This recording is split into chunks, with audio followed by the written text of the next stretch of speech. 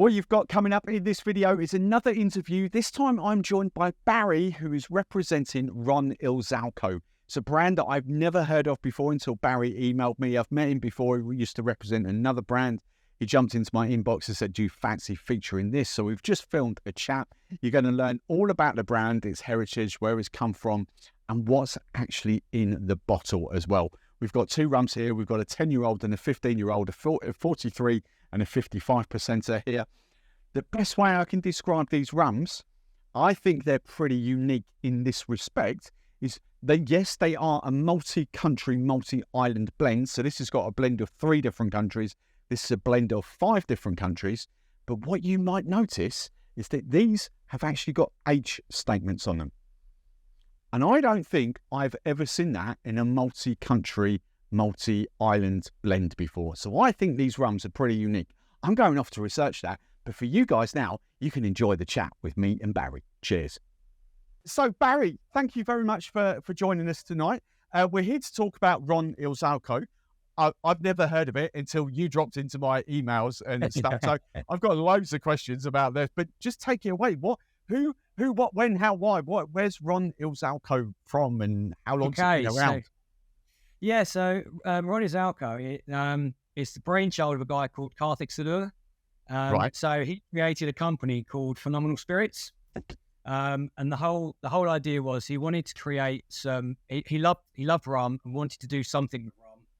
I just wanted to do something like try something from scratch and just see what he could build, what he could come up with. So the whole idea was they blind him and his master blender. They spent just over a year blind tasting rums from all around the world, mixing them together, seeing what sort of flavors came out, what worked, what didn't work.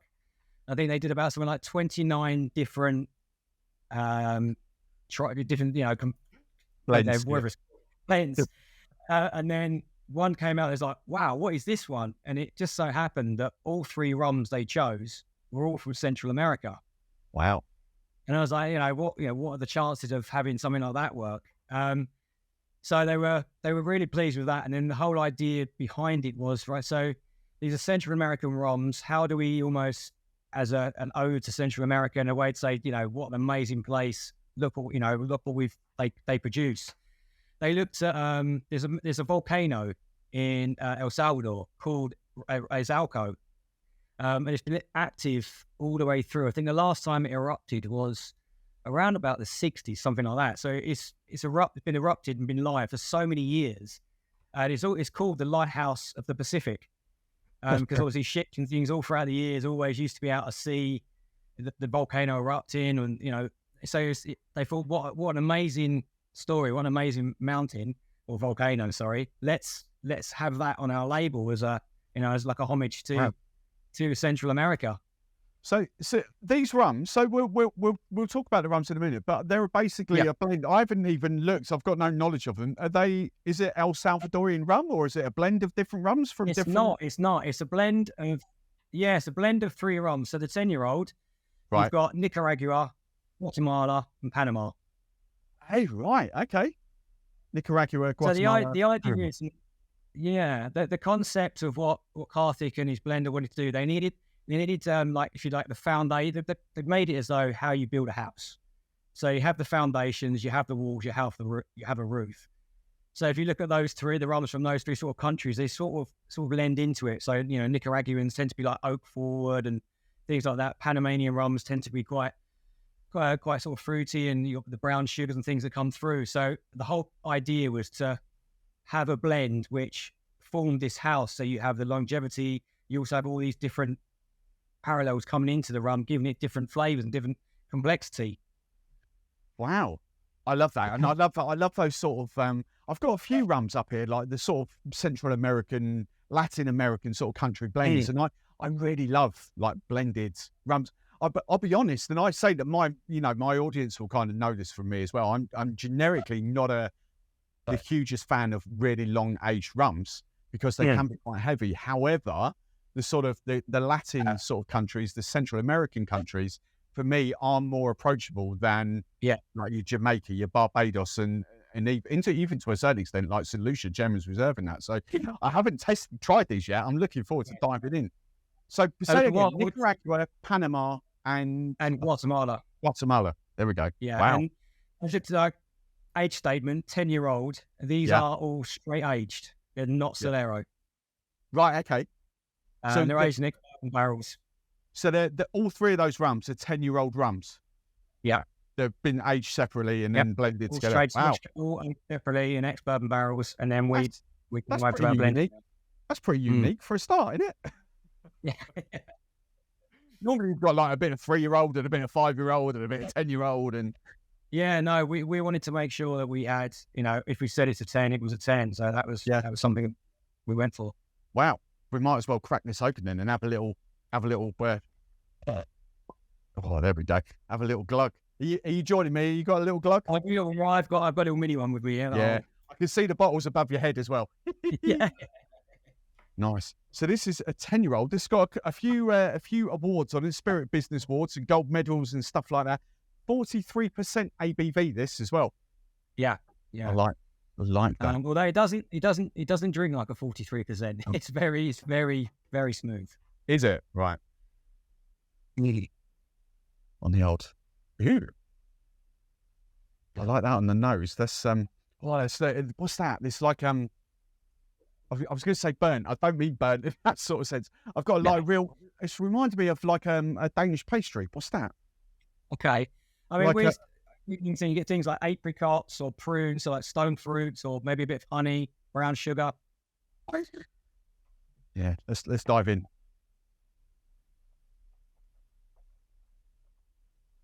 Oh wow, that is fruity. Oh, that's my kind of. Oh, that's right. First off, no, that doesn't drink like 43%. No. Second off, that is proper fruity. No. Wow. I don't think I've got anything remotely close to that behind the bar here. That is definitely stone fruit, definitely apricots, definitely kind of like jam, apricot jam. That's what that kind of reminds me of. Through there. Oh, that is delicious. We had, I'll let you into a little secret. Me and Barrie were just chatting beforehand, and I've got a wedge of lime, or a lime ready, because he said, some people that can't handle drinking neat spirits, just put away. I totally get the wedge of lime in this now. And I'm going to do it. I can totally see the profile for that. Just a couple of little, no sugar, no added sugar, just a couple of, there we go, a couple of little bits of,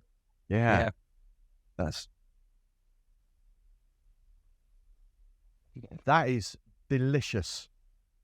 That for me is like, I class things as like either session rums or like a really nice one-off end of the evening kind of no more sort of rums. That to me is like a proper session rum. That you'd have no problem sort of finishing that off and then coming back for a second one. It's so smooth and it's so easy to drink. Do you know what? And this is really unusual for me as well. I potentially go sort of daiquiri rum for that as well. It's light enough because I'm assuming. Hang on, where are we? Guatemala. They've all got to be column still rums, surely. Yeah. You can tell it's a lighter column still rum. It's definitely not no sort of heavy pot influence in there. And that to me is like that's why I kind of like this. This is delicious. Yeah. And I think where we're coming from, obviously, because it is a little bit, they are slightly dearer. What we say is around £50. There's not, if you don't want to make a load of cocktails with it, just by doing that and serving that to people, it's so easy and it completely changes. You've got the kind of the French origin countries that are agricole, and they do their tea punches, like a bit of sugar to kind of tame it back, and like a lime, whatever you call it, a little lime disc sort of thing. But you don't need the sugar for that at all. That's just because of the fruit nature. I don't want to get people at home thinking it's sweet. It's definitely not. It's not. I wouldn't class it as a sweet rum. I class it as just because of the fruity palate to it. It's all kinds of that sort of stone fruit vibes in there. I'm going sort of that interesting. That little bit of lime gives me more nectarines, and I love nectarines. Are like my favourite fruit. I love nectarines. So get that, but definitely apricots, nectarines, peaches, maybe. That is absolutely delicious. Did you say just off camera before we started, you've got a cask strength version of the 10 as well? Yeah. So what we actually start this. So this actually starts his life to us as a 60% ABV, Right. and then we reduce it down for 43 for this one. Yeah. Yeah, we've got a cask strength for people who like cask. That's not who like cask strength. Sorry, that probably will lift your hair up a little bit. But this is the approach. So both of these that you've sent me are for the UK market. But is that correct? But you are actually, as we chatted, you are actually international for this as well. You personally. Now, So I cover everywhere outside of the US. So the US, we're in roughly 24 states of the US. Right. So that's when Karthik created the business. It was back in 2017, and actually the plan was to come to Europe, start in Europe, and then sort of head back. 'Cause he lives in the US, but he wanted to build the brand in Europe and then go back. So people might be aware of Ron Izalco because he came to the UK about 2019 and did a few of the rum shows, and then obviously COVID happened. It's sort of everything just sort of had to quieten down. Karthik had to go back to the US, and we've just sort of things have stayed where they're at over here until now that we can get things going again. Till now, you've got involved. I mean, what I was going to say is because my audience now, yes, I've still got a healthy UK audience, but actually I've progressed into the US, Canada, and Europe. They kind of, when you put those together, they're actually way bigger than my UK audience these days. So for people in the US, you will easily get this. We're in Canada. We're in Canada as well. We're in France. We're in Denmark. We've just about to launch in Germany and Slovenia. We're doing the duty-free show in Cannes. So, and there's Hong Kong should come on soon. There's quite a few that within probably the next 6 months, there'll probably be at least another 5 to 10 probably countries that we'll be in. I've just come back. We also do, as well as the rums, we also do rye whiskey. So we created a brand called Rye 3. Right. And we actually finish it. It says on the label, if I can see my finger, I actually said we finish it in the rum casks. Oh, interesting. Yeah. Nice. So it's the kind is rum and rye whiskies our portfolio. So that's why they're a good mix, good blend. But I've come back to the 10-year-old neat. But for me personally, I do. Sorry, my door just opened. That's all right. I do prefer this neat without the lime wedge. I like the lime wedge, but I love this sort of. There's a little bit of heat there on the back, but that heat, that little sort of spice. It's not a peppery wood burn tingle for all of you that hate like heavily wood influenced rum. It's like a lovely sort of cinnamony, maybe even a touch of nutmeg, but it's that lovely sort of prickle of heat that really goes well with like that sort of stone fruit vibe. I like that.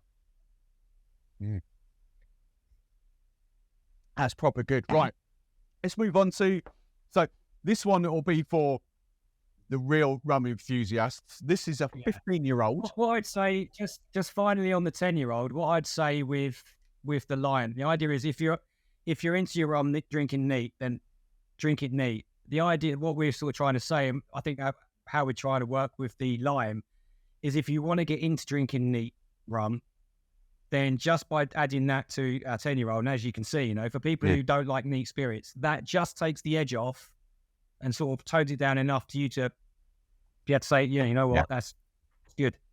Yeah, totally agree with that. Totally agree. Oh, that's delicious. I do like that. Yeah, big. Those fruit notes, I can't go over those fruit notes. That's just totally different to anything I've had before. I'm racking my brain. I can't even get anything close to that. Behind me. Come on. Right, come on then. Let's go on to the. So this is 55.3% ABV. 15-year-old. And this one, where if you like our homage to Central America, this is where this one really kicks in. So you've got the original 3 countries that we mentioned. So you've got Nicaragua, Guatemala, and Panama, but there's also Costa Rica and Guyana. Ooh, Guyana in So there. we've Oh, hello. got five 15-year-old blended together. Wow. So sort of 4 Central America, and then sort of Guyana is like your traditional kind of English style, or the big 3 powerhouse, Barbados, Jamaica, Guyana. Wow. So again, you've got 15 years. And again, aged in bourbon barrels. Yeah. So all of these rums in this blend are 15 years old. Yeah. Yeah. Wow. Okay. And for everyone, we did sort of chat about this beforehand, but this one is actually a little bit more expensive than my sort of £50, $60 thing on this channel. This is, what did you say? You 70-ish? I think, and I think on Master of Malt, it's around about 74. Okay. So that'll be roughly $90-ish, give or take, and what, 80, I'm getting good at this, about 86 to 88 euros, something like that. There we go. Anyway, right, let's get that. Colour of that compared to, that's real proper dark. I was kind of, like, you can get that. You see that underneath that light there? Look at that. That's proper deep. Whew, that's a bit different. There's this is what if you're a bourbon drinker or a whiskey drinker, you'll like this. Yeah. There's definitely more vanilla up front on this one. Definitely that barrel influence. The barrel doesn't really come through on the nose on the 10-year-old, but it really does on the 15. Right. Yeah. 50, just to reiterate, 55.3%. So 110.6 proof. Right.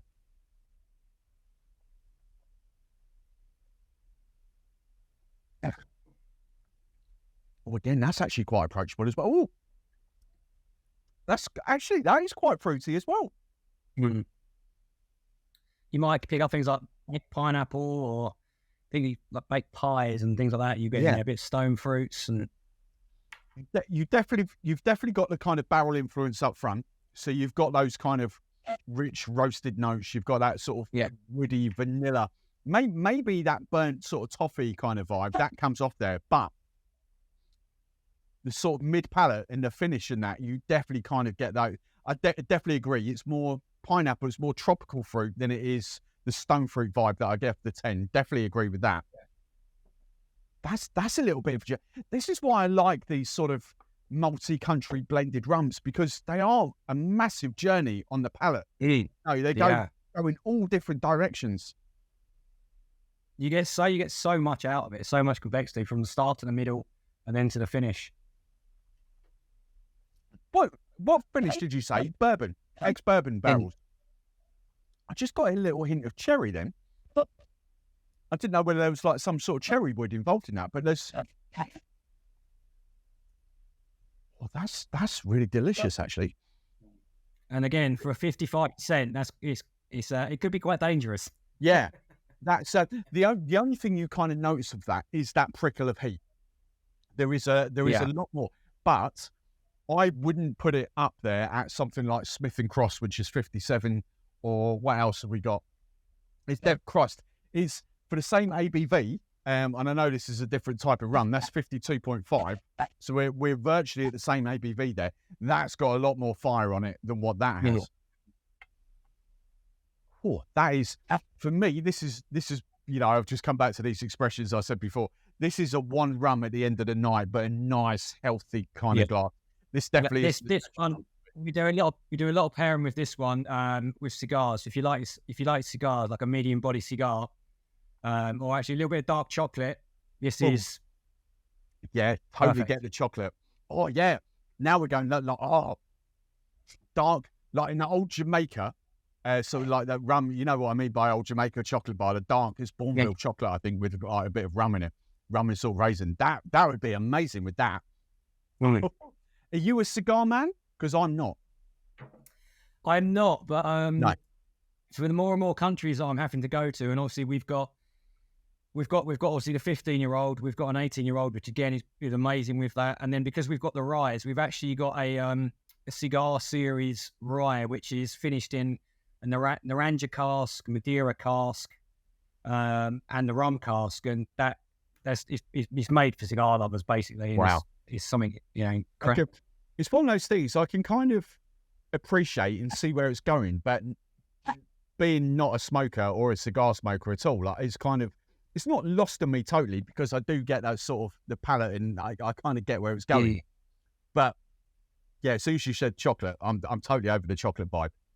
It's just Like I say, for 55%, it is really session. It's really palatable, and it's not too much. You're not going, oh. Okay.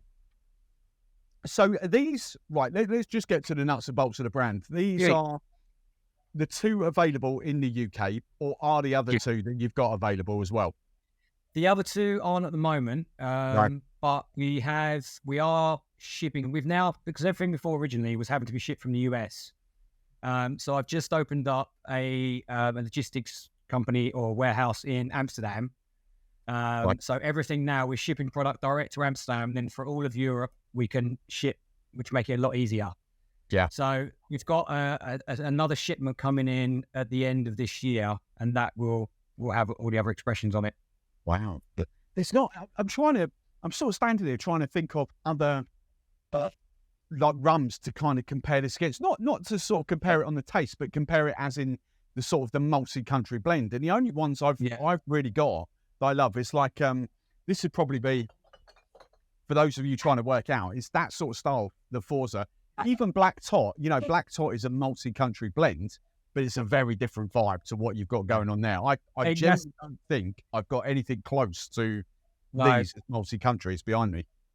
I think when people ask us about you know, who do we compete with or competition, for the 10-year-old, we're probably, obviously from where they're from, you have got things like Barrie, Flor de Cana, things like that are more familiar around the 10. But with the 15, we haven't really come up with anything like it. No. We haven't found anyone like us. And even then, I don't think you can compare that to your Flor de Canas, to your because of that for those of you that don't understand, what a multi-country blend brings you, as opposed to like a blend of like an El Dorado that's a blend of different Guyanan rums or Demerara rum, is you kind of get all that. So you get the Panama with this sort of soft, kind of sweeter rums, if you like. But then you get sort of the Central American rums, other rums that have got this real big stone fruit vibe coming off, and it just takes you on a journey. It's the only way I can describe it. It takes your palate on a journey. It's totally different to sipping a blended single origin rum. And it's one of my favourite categories. I absolutely love multi-country blends. Really do. No, I'm a big fan of those. Big fan. So people can buy these from, you know, we've always talked about Master of Malt. I'm a Master of Malt fanboy, but I'm assuming the Whiskey Exchange and other places we're on Whiskey Exchange. We're on Amazon. A lot of the main sites we're on. And what about going out of the UK? Because I know you're international. Talk to like the European contingent and stuff like that, because I have got a healthy dose of them. So where? So at the moment, I can't remember we're on a number of e-com platforms in France. Denmark, we've just signed up with a new company who have got 50 of their own liquor stores. Wow. So we'll be fairly prominent over there. Like I say, Germany, we're due to launch around about September. And obviously these two brands are not overly on-trade focused. Obviously we will look at rum bars, whiskey bars, but plus you've also got, you know, cigar shops, you've got liquor shops, e-com retail, you know, more specific shops rather than we're going to go after on-trade, because they're not particularly going to go into every on-trade bar. It will be, you know, rum lovers bars. So have you got any knowledge of the US? We've got lots. Yeah. The only one I really know is Total Wine. We are, funny enough, we are in Total Wine. It's the only one I know. But no, we've got presence in, like I say, it's roughly 24 states. So we are pretty much dotted around most of the place. Wow. That's awesome. Hey, look, so we've got two in the UK. We've got the 10-year-old, we've got the 15-year-old. There'll be the 18-year-old coming soon. Is the car strength the 10-year-old coming, or is that just special release? That is, I made the decision to get these two working properly first and introduce them to these two. And then obviously once we've started to build that up a little bit, then we can introduce the cask strength. Yeah. And then obviously the 18-year-old we'll do very limited runs of that because that literally sells out straight away. Yeah. And I'm guessing north of 3 figures in the UK quite easily. I think we're looking, I think for UK, we're looking at around about 94. Okay. Not too bad. 18 years in a cask. You know, that's the one thing I can't believe is actually, even though that's a blended rum, all of the rums in those blends are 10 years and I've got the wrong way around. 10 years and 15 years. Yeah. That's a novelty in itself. We wanted it to make sure that's what, you know, if we said it was 10, it was 10. If we said it was 15, so we wanted to make sure they were straight aged and they were all 100% 10-year-old. Yeah, or 15-year-old. Like, I can't emphasize that enough because every single multi-country blend that I've come across so far will have some, to bring prices down, will have some form of unaged or like a 1 or 2 year old rum in it. You know, which is why we're not cheap. Yeah, exactly. So that's why we are pushing 50s and 75s because we want to be different. We want to bring beautiful liquids to people. We want to really enjoy their product, and for that it costs more to produce. Obviously, even things like when I said before about the foundations. So we've got the foundations, the walls, and the roofs. If you look at the bottle, the labels are all embossed. The corks are from Portugal. We are slightly changing the bottle, and the new bottles, it's got an embossed neck, the neck and everything. They're beautiful bottles. We want it to be, the whole thing is, it looks beautiful. It's a beautiful product. You taste it, it's beautiful. It's phenomenal. We're phenomenal spirits. That's the name of us, there you go.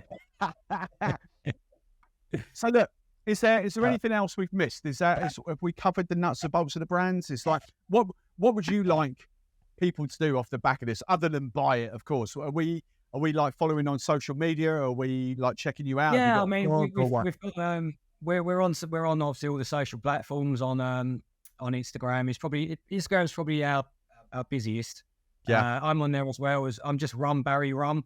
So if you want to see what's going on, if you want to see what's going on, what I'm doing internationally with our brands, then that's where I'm at. And it's what it is really. It's about spreading the word again. Because of COVID, it's sort of put a bit of a dent in the plans of where we wanted to be. So now, it's all guns blazing. Let's get Ron Izalco out there again, because as you can see, when you try the liquids, they're something different, and in my opinion, they're beautiful.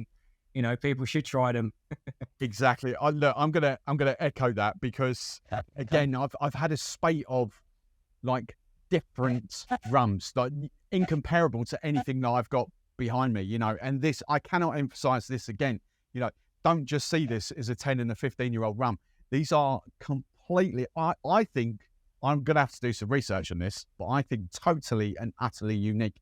I cannot think straight aged 10-year-old multi-country blend, let alone a 15-year-old. Everything I know has got literally like an unaged or something. So that's really impressed me. My favorite is the 10. It's just got more sort of fruity. It's totally up my street. That is just fruity. It's lovely. It's got a lovely sort of finish to it. It's a proper sort of, I'm having 2 or 3 glasses of that. What you said, how I said, like the 10-year-old is something not that you can drink all day, but it's something you could sit and you could have it at lunchtime, or it's that sessionable rum. Whereas the 15-year-old, that's the end of the night. You've had a good day. If you want to have a treat, then you sit down and you have the 15. Yeah, totally gone that. Look, on that note, I think we'll leave that there. Barrie, thank you very much for sending these through. Thank you very much for giving up your night and sort of chatting to us. And for those of you at home, honestly, I genuinely mean this. This is something completely utterly different. If you want something different to try, keep your eye out on these. These are right. I'll try and say it properly. Ron Izalco. There we go. What is Izalco? Yeah. Think of volcanoes. Volcano is yes. There we go. So on that note, thank you very much, and we'll see you next time.